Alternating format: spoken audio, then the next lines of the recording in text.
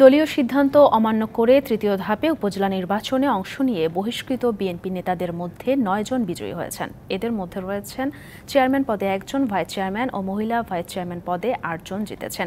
এছাড়া সংসদের প্রধান বিরোধী দল জাতীয় পার্টি ভাগিয়ে নিয়েছে ৩টি চেয়ারম্যান পদ, আর জাসদ ছাত্রলীগ থেকে নির্বাচিত হয়েছেন ১ জন।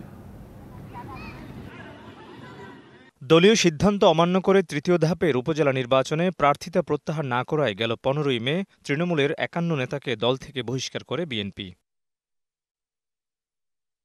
ঢালাইয়ে দৃঢ়তা, নির্মাণে নিশ্চয়তা, প্রিমিয়ার সিমেন্ট, ঢালাইয়ের রাজা। যাদের মধ্যে একজন প্রার্থিতা প্রত্যাহার করে নেয়। ঘূর্ণিঝড় রেমালের কারণে নির্বাচন স্থগিত থাকায় ১১ জন নির্বাচনে অংশ নিতে পারেননি।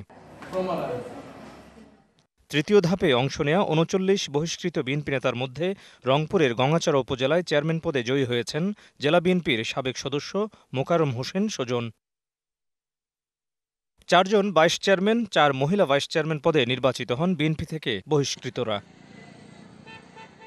এছাড়া জাতীয় পার্টি থেকে চেয়ারম্যান পদে জয় পেয়েছেন কিশোরগঞ্জের তারাইলের জহিরুল ইসলাম ভূঁইয়া, সাতক্ষীরা সদরে মশিউর রহমান বাবু এবং কুড়িগ্রামের নাগেশ্বরীতে কে এম মহিবুল হক খোকন। এছাড়া মানিকগঞ্জের সাটুরিয়ায় জিতেছেন জাসদ ছাত্রলীগ নেতা শাহজাহান আলী।